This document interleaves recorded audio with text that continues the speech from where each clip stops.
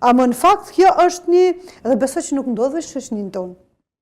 Ndodhë edhe në shoqëritë e zhvilluara, në shoqëritë demokratike, po ata kanë kontakt ma pak. Jo, ata kanë kontakt ma pak vjera me nusët edhe kur ma pak kontakt me atyre që ki ma pak konflikte. Për ndryshe të nënat shqiptare është edhe me e theksume, edhe të nusët shqiptare, edhe për faktin që na si nana jena të ndërtume në qatë formë që fëmin tonë e shohim si perfekcion. Edhe piktujt bëra na ja thonja që nuse për djallë temin s'ka. E në momentin kur te përgatit vetën, bile shpesherë dhe ja vëthejmë djemve në mënyrë të pavedishme. Qoftë kër i përqafojmë, qoftë kër veshën bukur edhe dalin për shkollë ose për punë, dhe e ku me gjithë nuse për këtë djallë?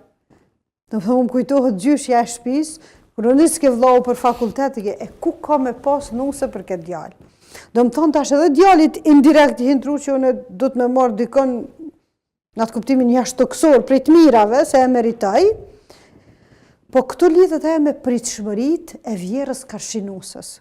Edhe në momentin kur vjera i ka pritshmërit e mdhaja, se djallin e shesi ma të bukurin botë dhe ma të mirin univers, ajo ka me prit një nuse për djallit vetin pa të meta, se nuk është në gjendje me apo minusat ose të metat të djallit vetë. Edhe kur e pret një nuse perfekte, perfekcioni nuk eksiston. Veç në gjenet hyria, që mujnë në kanë perfekte s'ka. Edhe normal që i shfaq pak knaqësi. Kur shfaq pak knaqësi, sidomos të rejat e sodit nuk janë në gjendje me përbima qysh kanë përbi gjeneratat e tonë.